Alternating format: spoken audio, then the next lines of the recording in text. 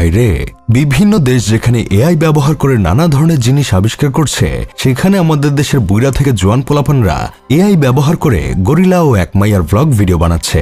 এই যে কয়দিন যাবৎ সামাজিক যোগাযোগ মাধ্যমে এক বুড়া দাদির ভিডিও বেশ ভাইরাল, যেখানে দেখা যাচ্ছে বুড়া দাদি স্কাই ডাইভিং করতে করতে তার স্বামীর উদ্দেশ্যে বলতেছে, আমি স্কাই ডাইভিং করে যেই শান্তি পাচ্ছি সেই শান্তি আমার স্বামী বাসর ঘরেও দিতে পারে নাই।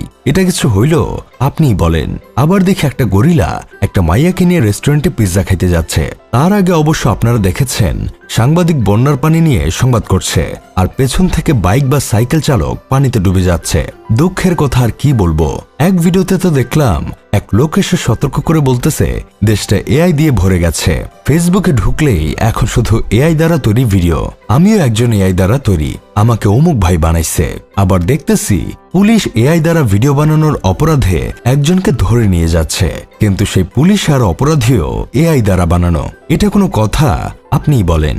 মানুষকে আজকাল এআই নিয়ে সতর্ক করতেছে, সেটাও আবার এআই দিয়ে। মানে আমাদের দেশের পাবলিক কিছু পারুক আর না পারুক, এ ধরনের উল্টাপাল্টা ভিডিও ক্রিয়েট করে মানুষকে বিভ্রান্ত ঠিকই করতে পারে। আসলে বাঙালি খবর দেখে না, খবর শুনে না, খবর তৈরি করে। এদেশে জন্মগ্রহণ না করলে আসলে অনেক ধরনের বিনোদন মিস করতাম। এসব এআই দিয়ে ভিডিও বানানোর কাজে আমার বন্ধু কেরামতো পিছিয়ে নেই। সেও কয়েকটা ভিডিও বানিয়ে নিজের ফলোয়ার বাড়িয়ে নেওয়ার চেষ্টায় আছে, কিন্তু তার ভিডিও আপাতত কেউ দেখছে না। তবে আমি শুধু চিন্তা করতেছি তাদেরকে নিয়ে, যারা শুধু বলে আমরা স্টার্লিং ছাড়াও চলেছি, স্মার্ট মোবাইল ফোন ছাড়াও চলেছি। এসব স্টার্লিং কাদের জন্য দেশে আনা হয়েছে আমরা কি কিছু বুঝি না ভাবছেন? স্টারলিংক আনা হয়েছে আরাকান আর্মিদের জন্য, যাদের মধ্যে ডিজিটালের কোনো ছোঁয়া নাই। তাদের কি হবে এসব এআই দ্বারা তৈরি ভিডিও দেখলে? আমার বিশ্বাস এসব আদিম যুগের মানুষ যদি কখনো দেশ চালানোর ক্ষমতা পায়, তাহলে এখনকার পোলাপাইন যে পোংটা তাদের বিরুদ্ধে এআই দ্বারা ভিডিও বানিয়ে নেটে ছেড়ে দিবে, আর তারা সবাই এআই দ্বারা তৈরি ভিডিও ব্যক্তিকে খুঁজে বেড়াবে জেলে ঢুকে পিটানোর জন্য। কিন্তু হাজার খুঁজেও এআই দ্বারা তৈরি লোকটাকে খুঁজে পাবে না। খুঁজে পাবেই বা কেমনে? এআইয়ের দ্বারা তৈরি লোকের সাথে যে বাস্তব জীবনে কোনো মানুষের চেহারার মিল নাই, আর এভাবে এদেরকে একদিন খুঁজতে খুঁজতে তারা পাগল হয়ে যাবে। এগুলো ভাবতেই কেন জানি ভালো লাগছে।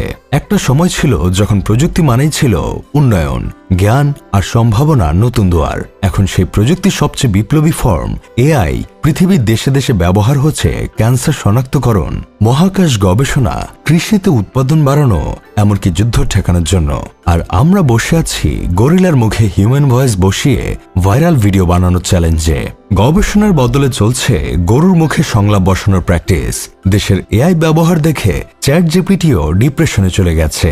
বিশ্বে যেখানে এআই দিয়ে রোগ নির্ণয় হচ্ছে 0.1 সেকেন্ডে, সেখানে আমাদের এখানে মানুষ চ্যাট জিপিটিকে জিজ্ঞেস করে, ভাই ওই মেয়েটাকে পটাবো কেমনে?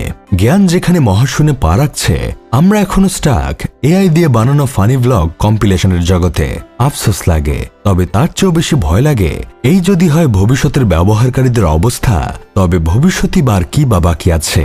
যাই হোক, শেষমেশ আমি গোলাম হোসেন একটা কাজের কথা কই, আমরা বাঙালি কোনো জিনিসকে চিপতে চিপতে তিতা বানানোর আগ পর্যন্ত ছাড়ি না।